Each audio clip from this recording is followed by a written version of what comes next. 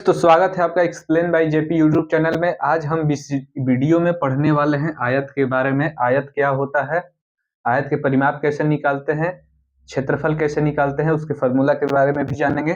तो पहले आइए जान लेते हैं कि आयत होता क्या है। ठीक है, आयत वह चतुर्भुज है। ठीक, आयत वह चतुर्भुज है। देख रहे हैं यहाँ पे आयत जो बनाए हैं हम फिगर, इसमें चार भुजा है, ए बी सी डी और डी ए या ए डी बोल सकते हैं।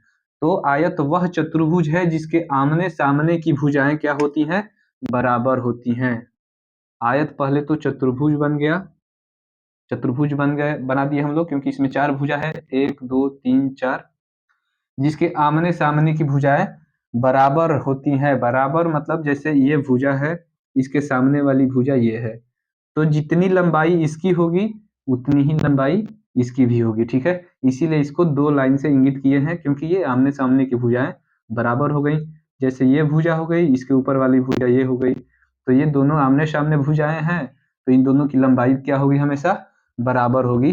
वही यहाँ पे बताया जा रहा है कि जिसकी आमने सामने की भुजाएं क्या होती हैं, बराबर होती हैं, तथा प्रत्येक कोण समकोण हो। ठीक है, यहाँ पे कोण को भी ध्यान में रखना है। जैसे दो भुजाएं जहां आकर मिल रही हैं, वहां पे झुकाव हो रहा है, मतलब झुकाव हो रहा है तो कोई ना कोई कोण बनेगा। तो यहाँ पे कौन सा कोण बनता है, 90 डिग्री का कोण बनता है। ठीक है, 90 डिग्री का कोण बनता है प्रत्येक कोण पे। ठीक, ये चीज आप लोगों को ध्यान में आ गया, इतना समझ में आ गया। तो यही होता है हमारा आयत, जिसकी चार भुजाएं होती हैं और जो आमने सामने की भुजाएं होती हैं वो बराबर होती हैं। और प्रत्येक कोण, इसका प्रत्येक कोण यानी जो चारों कोण बन रहा है वो चारों कोण क्या होगा, 90 डिग्री का होगा। ठीक, चारों कोण क्या होगा, 90 डिग्री का होगा। यहाँ भी 90 डिग्री, यहाँ भी 90 डिग्री और यहाँ भी 90 डिग्री।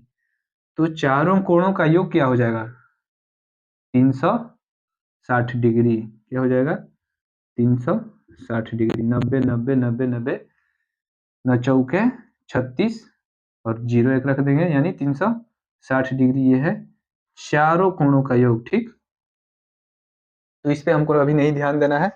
अभी हम लोग को इतना जानना है कि आमने सामने की भुजाएं क्या होती हैं, बराबर होती हैं, और प्रत्येक कोण क्या होता है, 90 डिग्री होता है।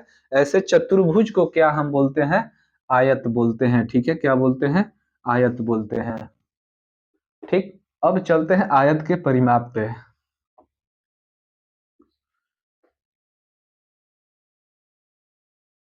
आयत का परिमाप, आयत का परिमाप।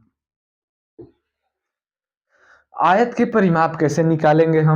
ठीक, आयत की मान लीजिए ये वाली जो लंबाई है ए से बी की, ये दी हुई है 20 सेंटीमीटर। लंबाई कितनी है, 20 सेंटीमीटर। अब परिभाषा के अनुसार आमने सामने की भुजाएं क्या होती हैं, बराबर होती हैं। तो जब ए बी 20 सेंटीमीटर हुआ तो ऊपर वाला भुजा भी क्या होगा, 20 सेंटीमीटर होगा, क्योंकि ये दोनों भुजाएं क्या हैं, आमने सामने हैं। जब ये 10 सेंटीमीटर होगा तो ये भी कितना होगा, 10 सेंटीमीटर होगा। इतना समझ में आ गया। जब ये 10 सेंटीमीटर होगा तो ये भी 10 सेंटीमीटर होगा, क्योंकि दोनों भुजाएं क्या है, आमने सामने है। इसलिए जो आयत में आमने सामने भुजाएं होती हैं वो बराबर माप की होती हैं। ठीक, तो हमको क्या निकालना है, आयत का परिमाप निकालना है। परिमाप मतलब जो इसकी चारों भुजाओं की लंबाई है उसको जोड़ देंगे। आयत का परिमाप मतलब चारों भुजाओं का योग, चारों भुजाओं का योग हो जाएगा। ठीक है, चारों भुजाओं का योग हमारा क्या हो जाएगा, परिमाप हो जाएगा। परिमाप का एक प्रचलन सूत्र भी है जो कि बहुत ही बेस्ट सूत्र है, 2 इंटू लंबाई, लंबाई प्लस चौड़ाई, लंबाई प्लस चौड़ाई। ये कोष्ट बंद हो गया। ठीक, 2 इंटू लंबाई प्लस चौड़ाई, यानी कि हमें केवल लंबाई और चौड़ाई मिल जाए। जैसे लंबाई 20 सेंटीमीटर है और चौड़ाई 10 सेंटीमीटर है, तो बेसिकली यहाँ पे पता चल जा रहा है कि जब ये 20 सेंटीमीटर है तो दूसरे भुजा की लंबाई भी 20 सेंटीमीटर होगी। जब एक भुजा की चौड़ाई 10 सेंटीमीटर है तो दूसरे भुजा की भी चौड़ाई 10 सेंटीमीटर होगी। तो हमको केवल ये दो मिल जाए, ये दो मिल जाए, तो इन दोनों को जोड़ के 2 से मल्टीप्लाई कर देंगे। वही चीज यहाँ पे 2 से मल्टीप्लाई हो रहा है, ठीक है। यानी कि 2 इंटू हमें लंबाई मिला है 20 सेंटीमीटर, तो हम लिख देंगे 20 सेंटीमीटर प्लस चौड़ाई मिला है 10 सेंटीमीटर, तो हम यहाँ पे लिख देंगे 10 सेंटीमीटर। और इनको ऐड करेंगे, पहले पहले कोष्ठ के अंदर जो है इन भुजाओं को ऐड करेंगे, तो क्या हो जा रहा है 20 10 30 सेंटीमीटर हो जा रहा है।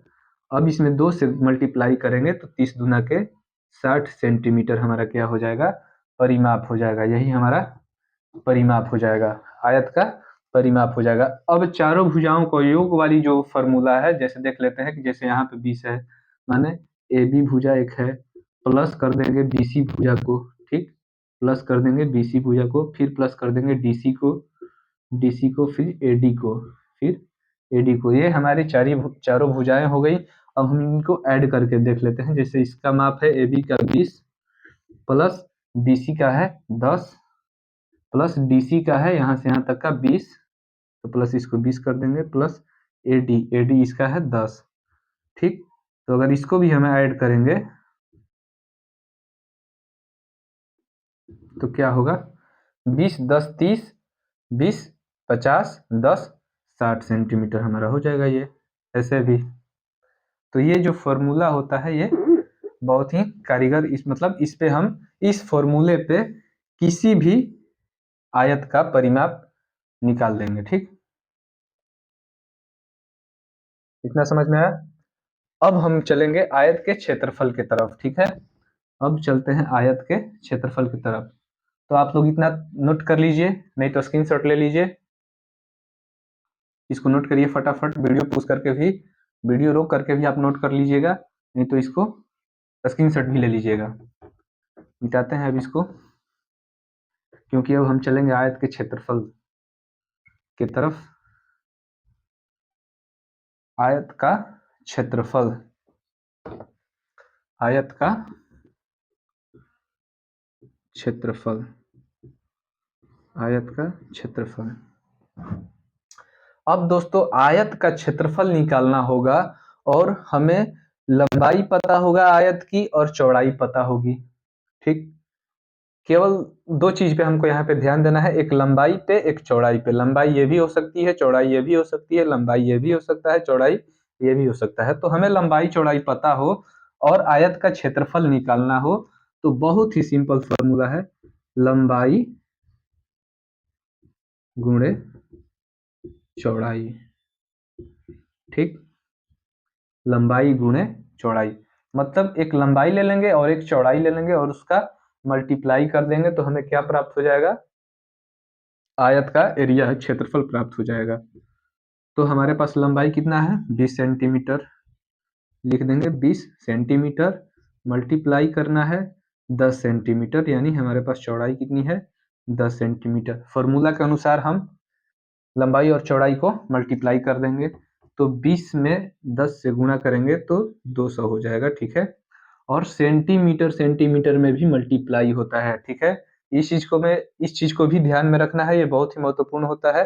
लोग इसको मिस कर देते हैं बच्चे, तो इसको मिस नहीं करना है, इसको भी ध्यान में रखना है कि सेंटीमीटर स्क्वायर आखिर होता कैसे है, ठीक। तो सेंटीमीटर सेंटीमीटर में मल्टीप्लाई होगा तो सेंटीमीटर स्क्वायर हो जाएगा, यानी वर्ग सेंटीमीटर, यानी सेंटीमीटर स्क्वायर हमारा आंसर हो जाएगा। ये क्या हो जाएगा, आंसर यही हो जाएगा, आयत का क्षेत्रफल निकाल जाएगा, ठीक। इतना समझ में आया कि आयत का क्षेत्रफल बराबर फॉर्मूला होता है लंबाई गुणे चौड़ाई, और आयत के परिमाप बराबर होता है, और आयत की परिमाप